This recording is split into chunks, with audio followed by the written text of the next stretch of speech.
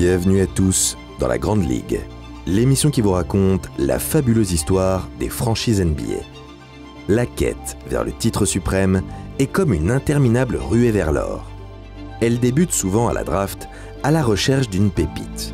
Puis, tout est dans le coup de pioche. On creuse encore et encore sans savoir ce qui nous attend. Souvent en vain. Une fois le filon tari, on passe à un autre. Toujours avec le même rêve chevillé au corps, celui de faire fortune.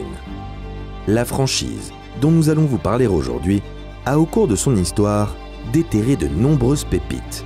Mais il lui a fallu attendre longtemps pour enfin toucher le gros lot. Un joyau brut, unique, qui à première vue ne payait pas de mine, mais qui, une fois poli, s'est finalement transformé en or massif. Vous l'aurez compris, on vous emmène en haute altitude. Alors sortez vos pioches, car on part à la recherche des pépites du Colorado, les Denver Nuggets. Vous êtes prêts? Let's go!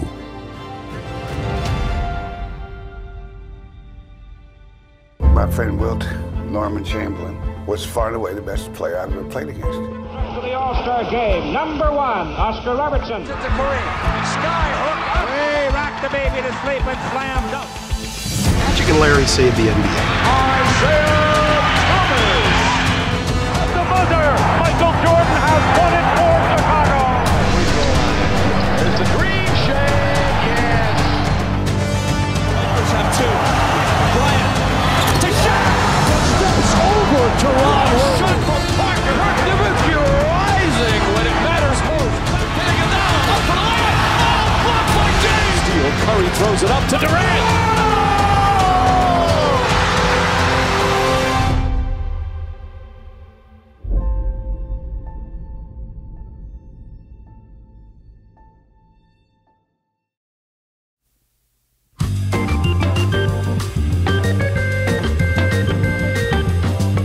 Au milieu du 19e siècle, des milliers de migrants partent à la conquête du Grand Ouest.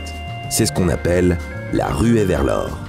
Une soif de richesse qui pousse certains aventuriers à s'établir dans les endroits les plus inhospitaliers. Comme à 1609 mètres d'altitude, au beau milieu du massif des Rocheuses. C'est là qu'en 1858 est créée Montana City, une petite colonie minière, plus tard renommée Denver, en hommage au gouverneur de la région. Cependant, le gisement d'or à l'origine de la création de la ville est vite épuisé, ce qui contraint les mineurs à se rabattre sur le charbon. Un minerai moins noble, mais indispensable pour relier les États-Unis en train d'est en ouest. Grâce à l'or noir, Denver prospère et attire de nombreux commerçants. Des saloons et des casinos ouvrent leurs portes. Et ce qui à la base n'était qu'une petite colonie minière devient la capitale de l'État du Colorado. Notre histoire prend place un siècle plus tard, lors d'une nouvelle ruée vers l'or.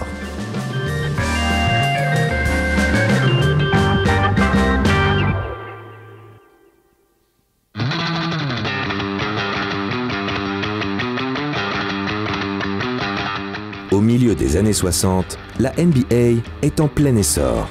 La rivalité entre Will Chamberlain et Bill Russell l'a propulsé dans une nouvelle dimension, celle des ligues majeures. Mais au milieu des mastodontes que sont la MLB et la NFL, la NBA n'est alors qu'un petit pousset parmi les géants. Pour autant, la ligue de basket s'en sort plutôt bien. Après des débuts chaotiques, elle a réussi à stabiliser son nombre d'équipes autour de 10. 10 franchises, principalement implantées dans le nord-est des États-Unis. Pas assez cependant pour couvrir l'intégralité du territoire. En 1967, deux entrepreneurs, Dennis Murphy et Gary Davidson, s'associent à la légende des Lakers, George Nikan, pour créer l'American Basketball Association. Given a little training and opportunity, would make it in the professional league. La ABA. Leur plan, occuper les marchés inexploités par la NBA, puis forcer une fusion avec cette dernière. Du point de vue des investisseurs, intégrer la ABA revient à obtenir une équipe professionnelle à bas prix et avec la perspective à moyen terme de rejoindre une ligue majeure. Un deal en or massif. Enfin, C'est sans compter sur Oscar Robertson. Parmi les 12 franchises originelles de la ABA, les Larks, les Alouettes, doivent initialement prendre leur quartier à Kansas City. Mais le propriétaire James Trindle ne parvient pas à trouver une arène en capacité d'accueillir son équipe. Le commissionnaire George Mikan lui suggère alors de la déplacer à Denver. Mais s'inquiétant des finances de l'équipe, la ABA ordonne à James Trindle de verser une caution de $100 000 au risque de perdre sa licence. Problème, le proprio ne dispose pas d'autant de cash. Donc, quelques heures avant la date butoir, il vend la franchise à un homme d'affaires local, Bill Ringsby. Ce dernier renomme immédiatement les Larks en Rockets, du nom de la compagnie de poids lourds qui a fait sa fortune. Les Rockets réalisent des débuts plutôt honorables. On note notamment la présence de Lonnie Wright, le safety des Denver Broncos. Le premier sportif professionnel à jouer au football et au basketball lors de la même saison. Comme quoi Anthony Edwards n'a rien inventé.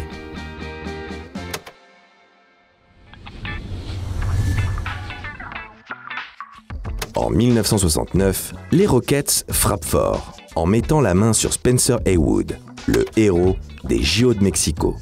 Une belle prise de guerre pour la ABA, mais qui suscite un immense scandale, car Spencer Haywood n'a pas réalisé l'intégralité de son cursus universitaire, une obligation à l'époque. Sauf que pour griller la priorité à sa rivale NBA, la ABA, elle, n'hésite pas à proposer des contrats professionnels à des lycéens. C'est ainsi que Spencer Haywood s'engage avec les Rockets pour 6 ans à hauteur de 1,9 million de dollars. Le fils de métayer justifie son choix par cette phrase : « Je voulais simplement sortir ma mère des champs de coton ». Pour ses grands débuts chez les pros, l'ailier fort ne fait pas dans la dentelle. Il score 30 pions par match, capte presque 20 rebonds de moyenne et rafle les plus prestigieuses récompenses individuelles, dont le trophée de MVP. Après une première saison magistrale, Spencer Haywood souhaite renégocier son contrat, mais les Rockets refusent.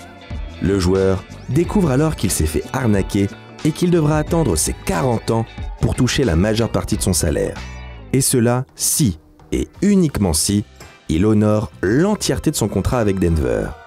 Une magouille régulièrement utilisée par la ABA pour profiter de jeunes prospects encore trop tendres.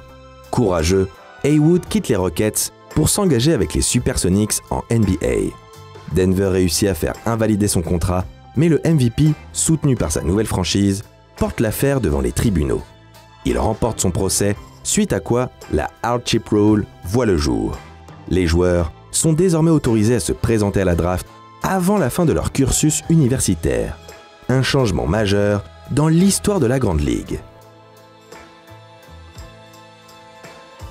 Après l'affaire Haywood, Ringsby vend l'équipe à Frank Goldberg et Bud Fischer. En prévision de la fusion à venir et pour ne pas faire doublon avec les Houston Rockets, les nouveaux propriétaires décident une nouvelle fois de changer le nom de la franchise. Ils optent pour les Nuggets, un hommage aux Originals Denver Nuggets, une équipe disparue ayant participé à la création de la NBA.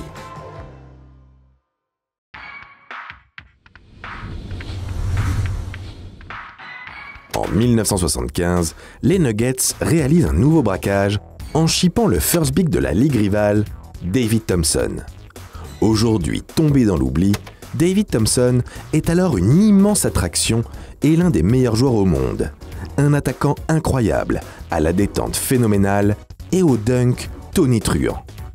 Aux côtés de son grand rival Dr. J, Skywalker participe à donner ses lettres de noblesse au concours de dunk. Ensemble, ils révolutionnent le jeu et offrent une nouvelle dimension au basket, plus aérienne et toujours plus spectaculaire. À ce titre, l'ailier des Nuggets a influencé de nombreux joueurs, dont un certain Air Jordan. Être l'idole du GOAT, ça, c'est vraiment la grande classe.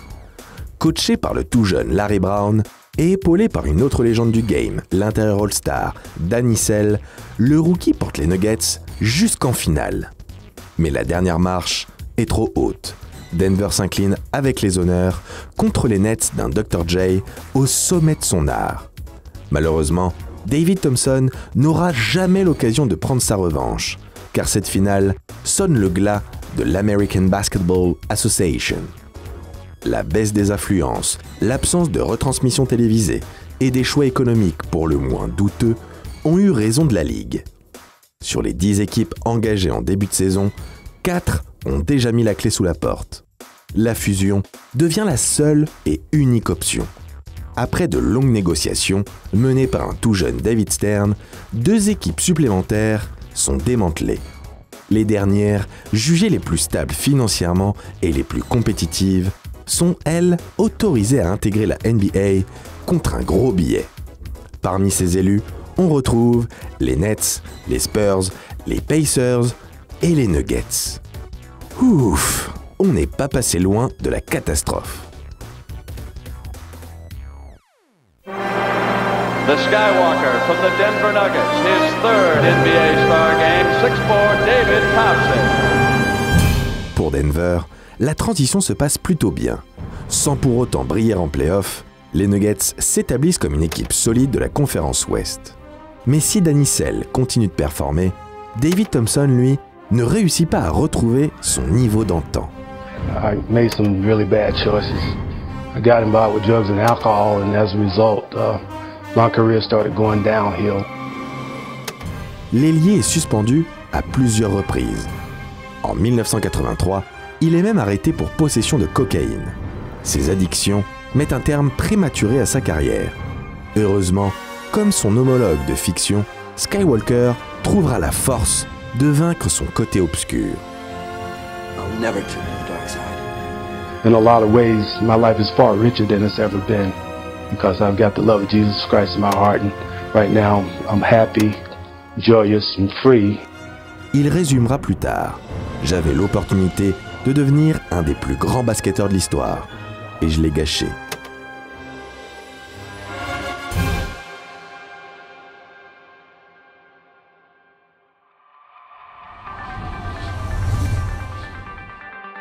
Nouvelle décennie, nouvelle ère chez les Nuggets. Après un petit coup de mou à la fin des 70s, 1981 marque un tournant dans l'histoire de la franchise.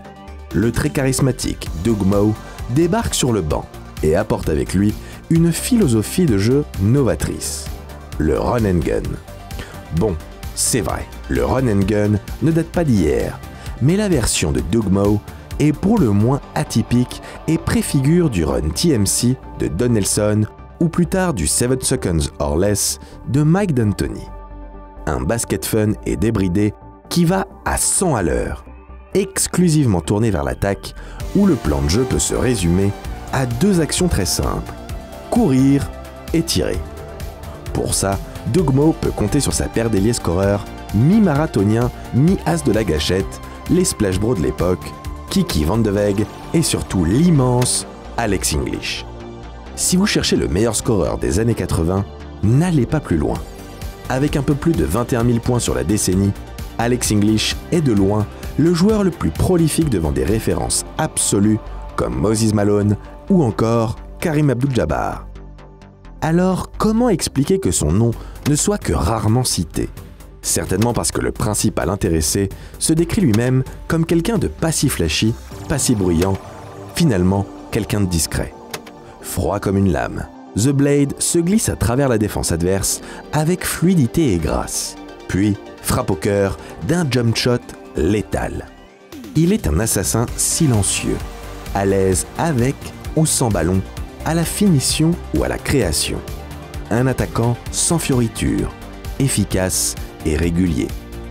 Discret sur les parquets, Alex English l'est également en dehors, où il passe son temps libre à s'adonner à sa passion pour la poésie et son rêve de devenir astronaute. La définition du basketteur romantique, gentleman de la balle orange. Fascinated with the stars, with the planets, and always wanted to go out into space. He doesn't say a whole lot and everything, but the players believe in him. His presence and he's got it to win. He wants to win so bad, it just kind of permeates through the whole team. Avec le duo Van de Veeg-English sur les ailes, l'éternel Danny Sale au pivot et Doug Moe aux commandes, les Nuggets établissent plusieurs records NBA, notamment au scoring. En 1982, ils inscrivent 126,5 points de moyenne.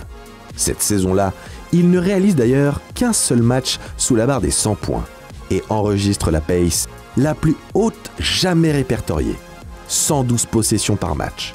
Record qu'ils seront d'ailleurs les seuls à battre 9 ans plus tard.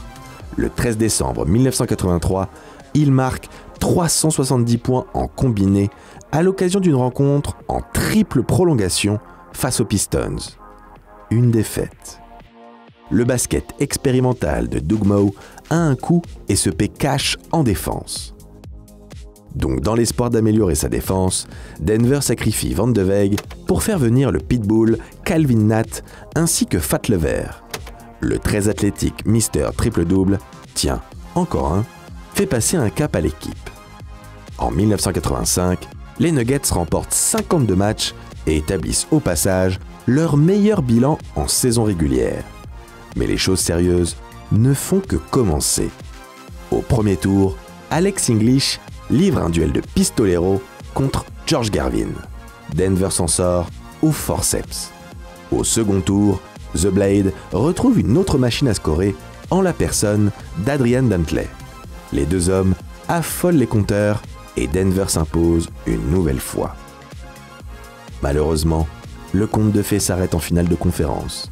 Malgré ses 30 pions par match, Alex English est contraint de rendre les armes face à l'apogée du Showtime.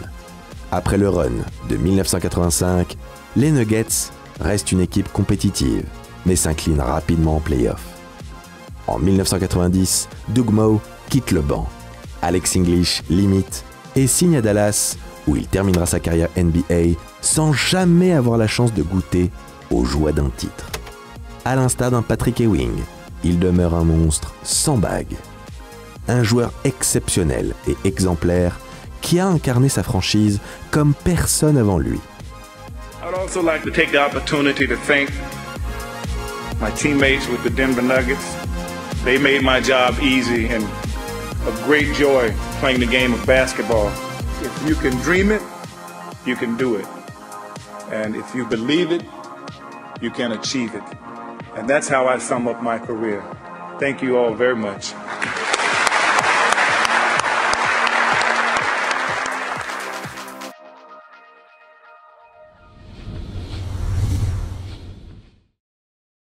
Le visage de la franchise parti, les Nuggets doivent lui trouver un successeur. Et pour cela, la draft reste la meilleure solution. The Denver Nuggets select Dikembe Mutombo from Georgetown University. En 1991, Denver sélectionne un pivot congolais en 4e position, Dikembe Mutombo. 2,18 m. Des biceps saillants. Un sourire angélique. Un brin chambreur, mais un regard de tueur quand vient le moment d'en découdre. Les Rocheuses viennent de se doter d'un nouveau point culminant, le mont Mutombo. Dès sa saison rookie, Dikembe s'impose comme la pierre angulaire des Nuggets. En plein âge d'or des pivots, il se fait immédiatement une place parmi les All-Stars. Capable offensivement lors de ses jeunes années, il se distingue avant tout par sa défense et ses blocs en haute altitude dignes de ce match de volleyball. Sa manière à lui d'intimider ses adversaires, d'instiller la peur et de leur briser le moral. On peut essayer de franchir le mont Mutombo une fois, mais pas deux. Dans son mythique jersey arc-en-ciel, Mutombo devient le chouchou des fans. Drôle et sympathique, le Congolais s'est joué de son image, au point où il devient l'un des rares joueurs à avoir une paire de sneakers custom, les mythiques Adidas Mutombo. Mais Dikembe n'est pas le seul personnage haut en couleur de l'effectif. Dans un tout autre registre, le récemment converti Mahmoud Abdul-Rauf fait lui aussi des étincelles et squatte les top 10 avec des highlights curriesques, dribble chaloupé, passe à la Jason Williams avant Jason Williams et tire à 3 points en première intention. Abdul Rauf est peut-être le basketteur le plus en avance sur son temps qu'ait connu la Grande Ligue. Après une saison de rodage, Denver accroche in extremis les playoffs en 1994. 8e de conférence oblige, les Nuggets héritent d'un gros morceau dès le premier tour. Les Supersonics de Gary Payton et Shawn Kemp qui visent ni plus ni moins que le titre NBA.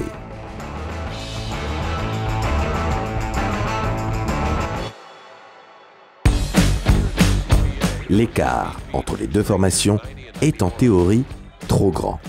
Et la logique se voit respectée lors des deux premières rencontres. Mené 2-0, Denver est à une défaite de l'élimination. Pas de quoi inquiéter Mutombo, qui lance alors une opération de destruction massive. Dikembe entre dans la tête du Rain Man et bloque chacune de ses tentatives de dunk. Kemp est pétrifié par la peur. Les Nuggets reviennent à hauteur et lors du Game 5 décisif, Mutombo livre son chef-d'œuvre. 8 petits points, mais surtout 15 rebonds et 8 contres, 35 au total sur la série. Un record. La preuve qu'il n'y a pas que l'attaque qui compte. Les Nuggets réalisent l'upset du siècle et deviennent la première équipe classée 8e à passer le premier tour.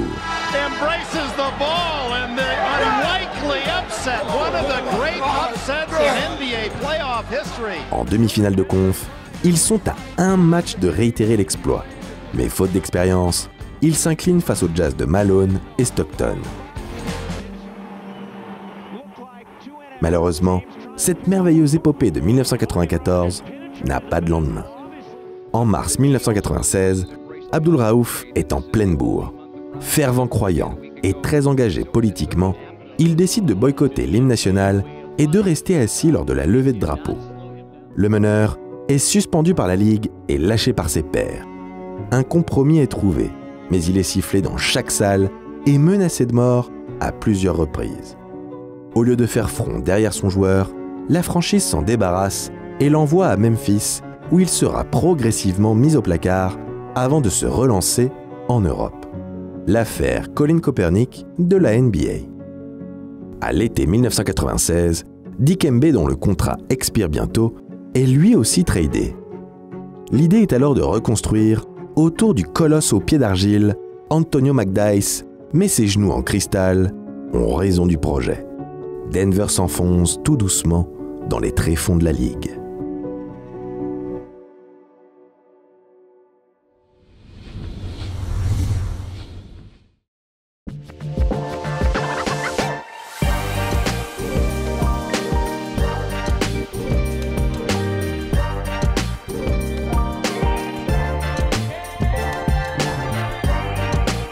Auteur d'une saison régulière immonde, placée sous le signe du tanking, les Nuggets se présentent à la légendaire draft 2003 munis du 3e choix.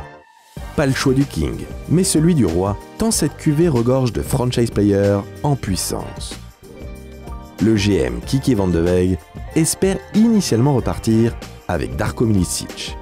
Mais devant le refus catégorique des Pistons de faire l'impasse sur le pivot yougoslave, Denver doit changer ses plans. Et c'est ainsi que... With the third pick in the 2003 NBA draft, the Denver Nuggets select Carmelo Anthony. Mettons les choses au clair. Melo a beau être une solution de repli, il n'est en aucun cas un choix par défaut. Lors d'une année normale, il aurait été sélectionné en first pick sans aucune hésitation. Mais 2003 n'est pas une année comme les autres. Sinon, comment expliquer que le champion NCAA en titre avec Syracuse ne soit que 3e? Parce que du talent, Carmelo Anthony n'en manque pas. À vrai dire, il en est même pétri. Au poste bas comme au poste haut, en iso ou en transition, derrière la ligne, dans le périmètre, surtout dans le périmètre, ou même sous le cercle. Peu importe la configuration, Melo trouve toujours la solution, avec classe et une facilité déconcertante.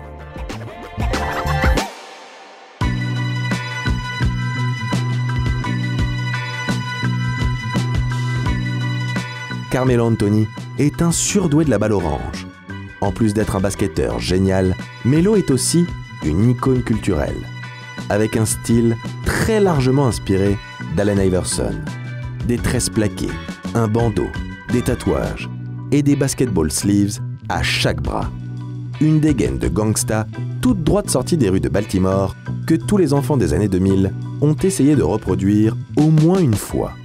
Avec plus ou moins de réussite, l'effet Carmelo Anthony est immédiat.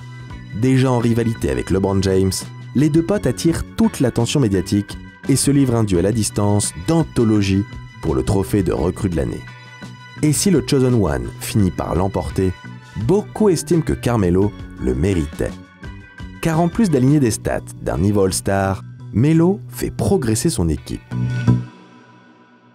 En une saison, les Nuggets passent de 17 à 43 victoires, presque 10 ans après sa dernière apparition en play-off. Denver retrouve l'élite de la conférence Ouest. La franchise a enfin sa superstar. Ceci fait, il ne reste plus qu'à l'entourer comme il se doit. Avec le futur défenseur de l'année, Marcus Camby, déjà présent dans le roster, Van de Weg consolide sa défense en faisant venir Kenyon Martin. Quitte à miser sur des personnages excentriques, le GM récupère également J.R. Smith, aka J.R. Switch, ou plutôt J.R. Spliff. Tout dépend du moment de la soirée. La définition même de l'électron libre, aussi attachant qu'ingérable. I've had a lot of teammates. My favorite though, J.R. Mais ce n'est pas le seul cas de l'effectif. Donc pour essayer de mettre de l'ordre dans cette joyeuse bande de fêtards, Van de Weg offre le coaching à George Karl. Réputé pour son franc-parler, l'entraîneur sait tirer le meilleur de ses hommes avec un mot d'ordre: liberté totale en attaque. Comme à la grande époque, les Nuggets redeviennent l'une des équipes les plus fun à suivre. Et pas toujours pour les bonnes raisons.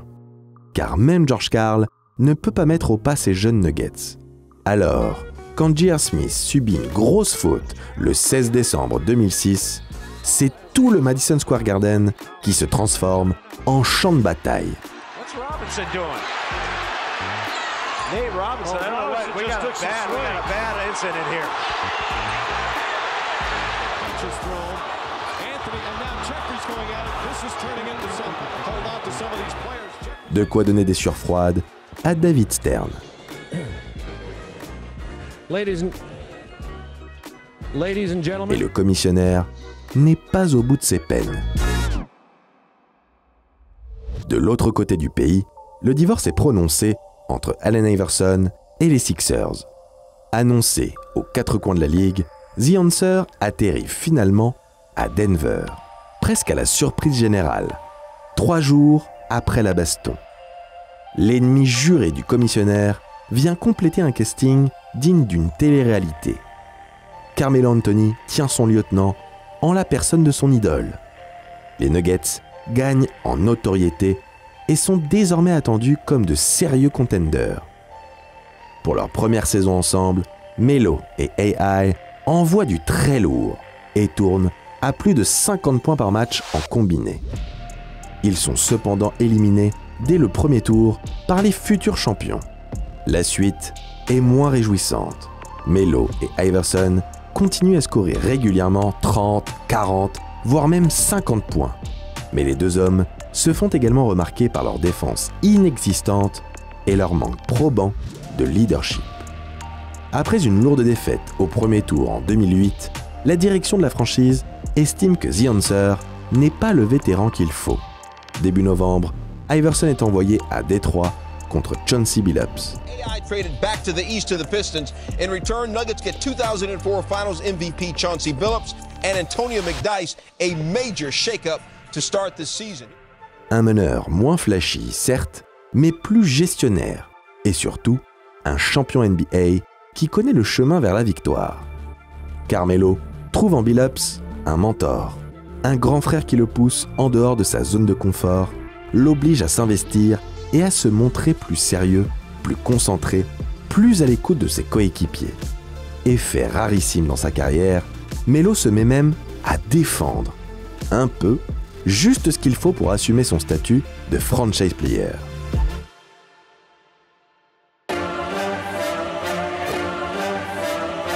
Le résultat ne se fait pas attendre. Denver joue mieux, et se classe deuxième de sa conférence. La métamorphose se confirme en play-off, où les Nuggets passent enfin le premier tour. Ils continuent sur leur bonne lancée en demi-finale de conf, en sortant sèchement les Mavs de Dirk Nowitzki. Melo en profite d'ailleurs pour inscrire un game winner de patron. Carmelo defended by Antoine Wright. And there's the foul. They didn't call it, and Carmelo hits it. Avec un tir comme ça, tous les espoirs sont permis. Et le Colorado commence sérieusement à croire en ses chances de titre.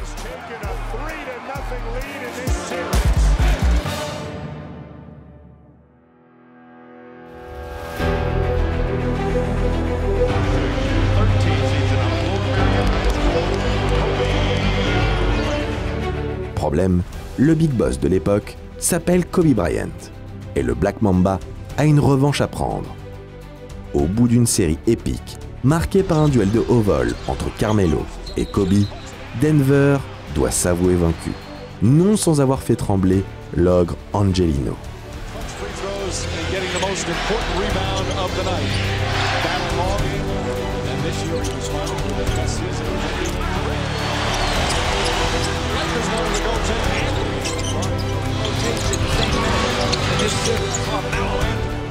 Mais après une telle épopée, le plus dur reste de confirmer.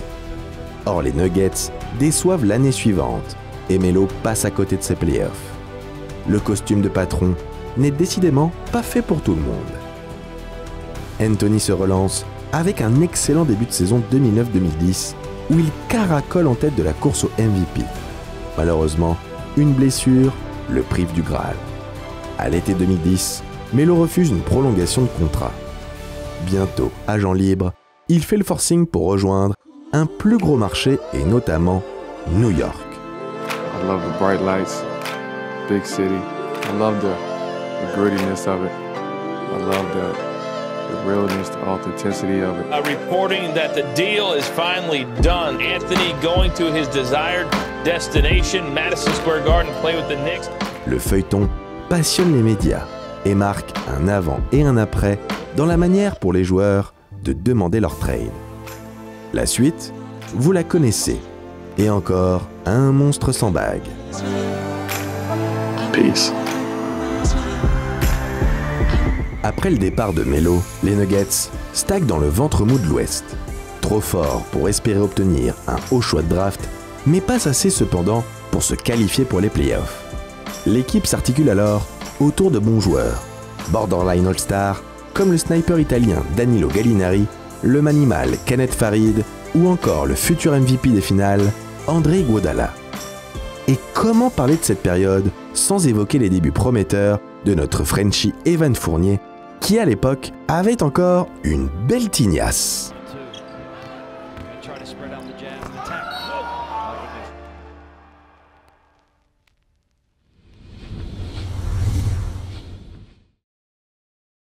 «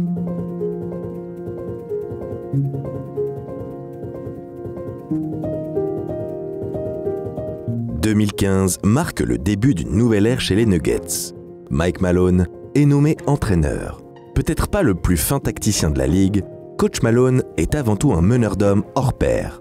Un professionnel lorsqu'il s'agit de galvaniser ses troupes et d'improviser des discours épiques dignes des meilleurs péplums. Malone n'est pas la seule nouveauté dans le Colorado.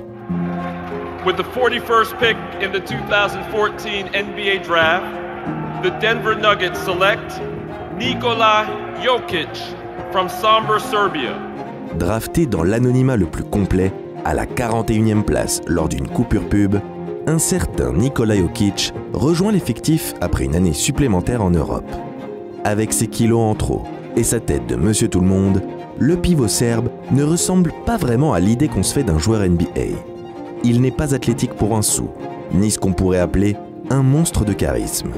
Et pourtant, en dépit des apparences, Jokic va progressivement s'imposer comme l'un, si ce n'est le meilleur joueur de toute la ligue. D'abord en concurrence avec un autre pivot européen, le bosnien Jusuf Nurkic, Jokic réalise des débuts encourageants, bien que plutôt discrets. Il est alors associé au meneur congolais Emmanuel Mudiay. Lors de la draft 2016, les Nuggets font une razzia et recrutent pas moins de 5 rookies, dont le numéro 7 de la draft, le meneur de Duke, le Canadien Jamal Murray.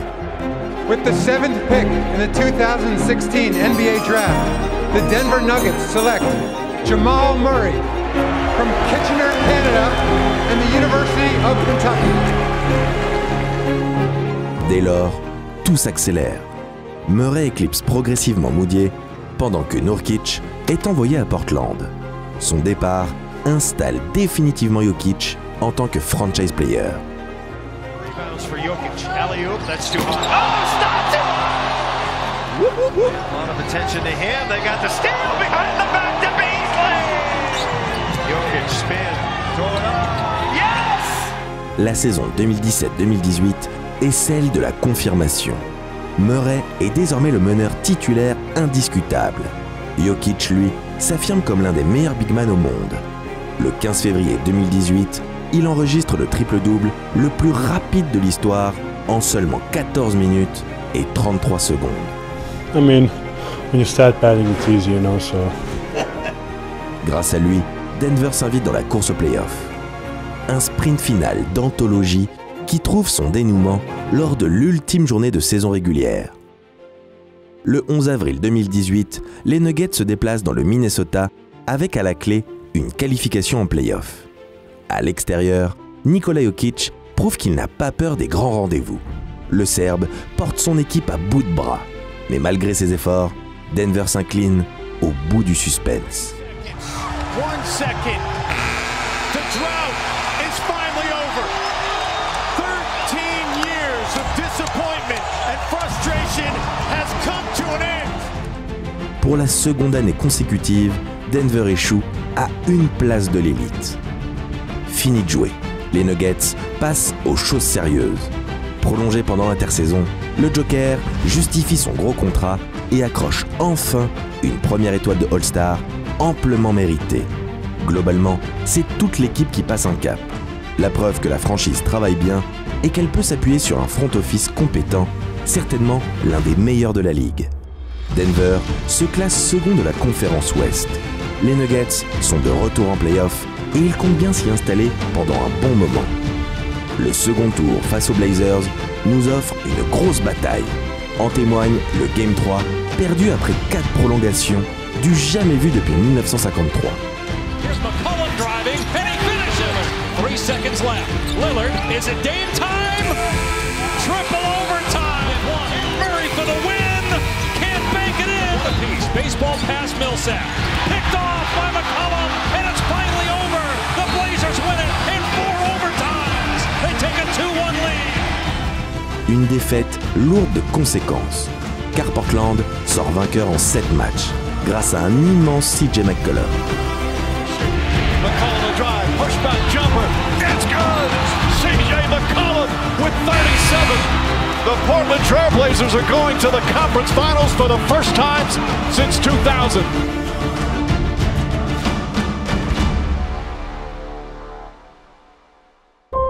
Suite à cette première campagne, les Nuggets enregistrent un nouveau renfort, Michael Porter Jr. I understand that there's some risk with teams don't know how I'm feeling, but I believe I'm the best player in the draft, yes. With the 14th pick in the 2018 NBA Draft, the Denver Nuggets select Michael Porter Jr. from the University of Missouri. L'ailier avait dû renoncer à sa saison rookie pour soigner une grosse blessure qui avait d'ailleurs fait dégringoler sa cote, lui que les mock drafts annonçaient longtemps comme l'un des top prospects de la QV 2018. Malgré la saison tronquée pour cause de pandémie, Denver se présente dans la bulle d'Orlando, assuré de participer aux playoffs. Pourtant, de nombreux observateurs refusent de les considérer comme des contenders crédibles. Effectivement, les Nuggets peinent à assumer leur statut. Confrontés au Jazz, les hommes de Mike Malone se font surprendre par un jeune Donovan Mitchell en pleine bourre. L'arrière score d'abord 57 points, puis 51 au Game 4, un de plus de Jamal Murray, ce qui permet à Utah de mener 3-1, un avantage quasi décisif. Mitchell has Millsap on him, he'll pull a 3 and he hits a 3! Donovan Mitchell gets a big 3 and talks to the camera. Mais Jamal Murray n'a pas dit son dernier mot. Le meneur, critiqué en saison régulière, a à cœur de prouver qu'il est un joueur clutch. Murray steps back again. That's good! Condamné à la victoire, le Canadien prend feu et colle successivement 42 puis 50 points pour revenir à hauteur. En patron, Nikola Jokic prend le relais pour clore la série. Une série épique comme on en a rarement vu. 2 seconds to go for the win, and it rims out. Denver hangs on. Final score. Etched across the face of Mitchell. And the respect from two guys that will be tied together for a long time. Mais un tel comeback laisse des traces physiques et mentales. La demi-finale de conférence contre les Clippers de Paul George et Kawhi Leonard tourne d'ailleurs au cauchemar. Les Nuggets sont méconnaissables et se retrouvent dans la même situation que quelques jours auparavant. À la différence près que cette fois, ce n'est pas un gouffre, mais bien un précipice qui les sépare de la victoire. Mais les hommes de Mike Malone choquent à nouveau la planète NBA et réalisent l'impossible, en devenant la première équipe de l'histoire à remonter un déficit de 3-1 lors de 2 séries consécutives. That might be the biggest choke job we've ever seen in NBA history. I mean, it was that bad. It was that bad. Un exploit XXL qui leur ouvre les portes des finales de conférence Ouest où ils seront sèchement battus par les Lakers, futurs champions. And that's it, it's over. This historic 2020 NBA championship belongs to the Los Angeles Lakers. Après ce run historique, les Nuggets sont attendus au tournant. Mais les blessures vont freiner leur progression. En avril 2021, Jamal Murray se rompt le ligament croisé antérieur du genou gauche. Privé de son pétard ambulant, Denver est défait en demi-finale de conférence. MVP just got swept and got kicked out of the final game. When you look at the list of league MVPs over history, historically speaking, he would be the worst one we've had in 35 years. En novembre de la même année, c'est au tour de Michael Porter Jr. de déclarer forfait pour subir une nouvelle opération au lombaire. Le destin s'acharne. Le projet Nuggets a pris un sérieux plomb dans l'aile. Our mentality never changes. You know, I think that's something that we've prided ourselves on for years.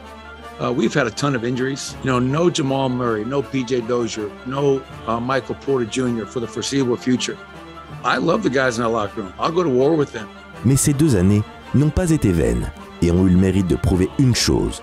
Nikola Jokic est bel et bien l'homme de la situation. Car en l'absence de ses 2 principaux lieutenants, le Serbe a encore step up.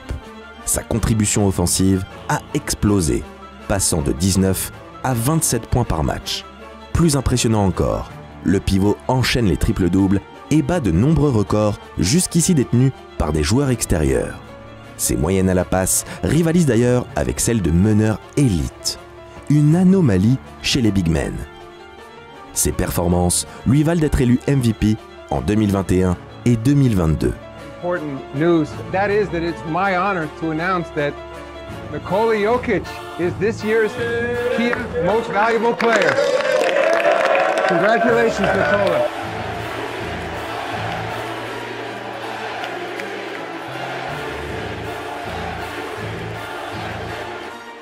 Cette fois, le doute n'est plus permis. Le Joker est bel et bien le meilleur pivot au monde. En mars 2021, Denver enregistre un renfort de taille, Aaron Gordon. Au contact de Mike Malone, Gordon, qui jusqu'ici était principalement utilisé en attaque, se métamorphose en défenseur rugueux et en shooter d'élite. L'équipe enfin au complet, avec les retours de Murray et de Michael Porter Jr., les Nuggets peuvent relancer leur ruée vers l'or. La saison régulière 2022-2023 est une simple formalité. Ça commence à devenir une habitude dans le Colorado. Denver se classe première à l'Ouest, pendant que Jokic, lui, est prétendant à sa propre succession. Son principal adversaire dans la course au MVP n'est autre que Joel Embiid, et leur duel à distance fait couler beaucoup d'encre. When it comes to MVP voting, 80% of the voters are white American. 20% are other. What you are implying that the white voters that vote on NBA are racist, that they favor white people. You just said that. Yes, you did. Yes, you did. Where we create narratives that do not exist in reality. Giannis is my MVP. We're gonna have a lot of talk on who's MVP. You only voting for him because he's black.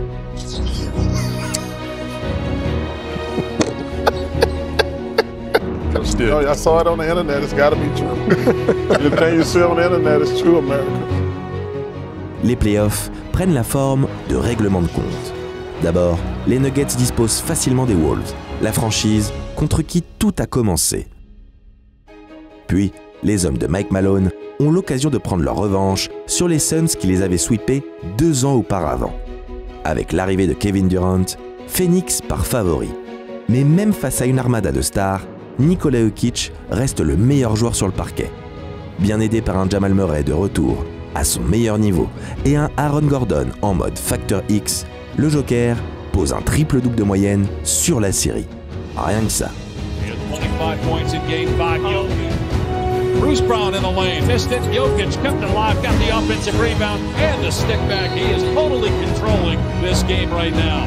You guys have the right mindset from the beginning of the game all the way through the end. Couldn't be more proud of you guys for that. Our goal was not to get to the Western Conference Finals. That's why we're not celebrating going crazy in here. We got much bigger goals.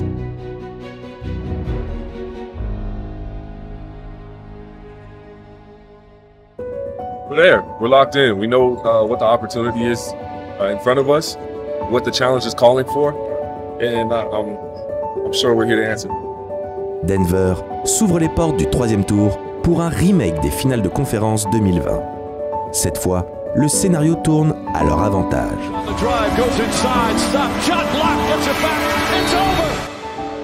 Les Nuggets sweepent sèchement les Lakers. La Grande Ligue a un nouveau king. La franchise accède aux premières finales NBA de son histoire pour une affiche inattendue face à Miami, une autre équipe bâtie patiemment en bonne intelligence, loin du star system. This is going to be the biggest challenge of our lives. It's the NBA Finals. You're trying to win the first NBA championship in franchise history. It's going to be the hardest thing that we've ever done.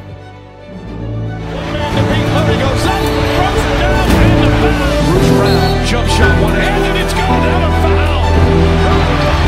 Jeff Green on a beautiful quarter drive between the legs. It's over. At last, the long wait is over. After 47 years, the Denver Nuggets can finally call themselves NBA champions.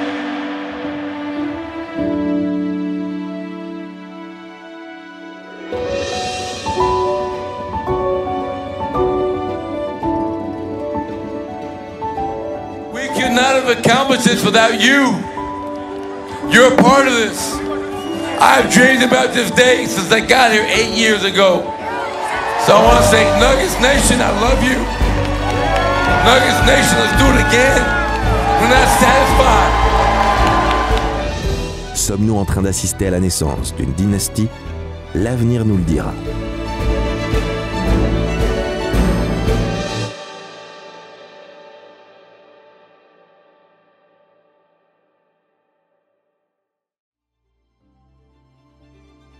L'histoire des Denver Nuggets, c'est celle d'une longue ruée vers l'or, d'une course au titre longue d'un demi-siècle avec ses espoirs et ses désillusions, de trouvailles inespérées allant de pépites uniques, certaines plus brillantes que les autres, d'autres plus grosses, d'un rocher difforme à l'apparence banale qui s'est révélé être le Graal tant convoité.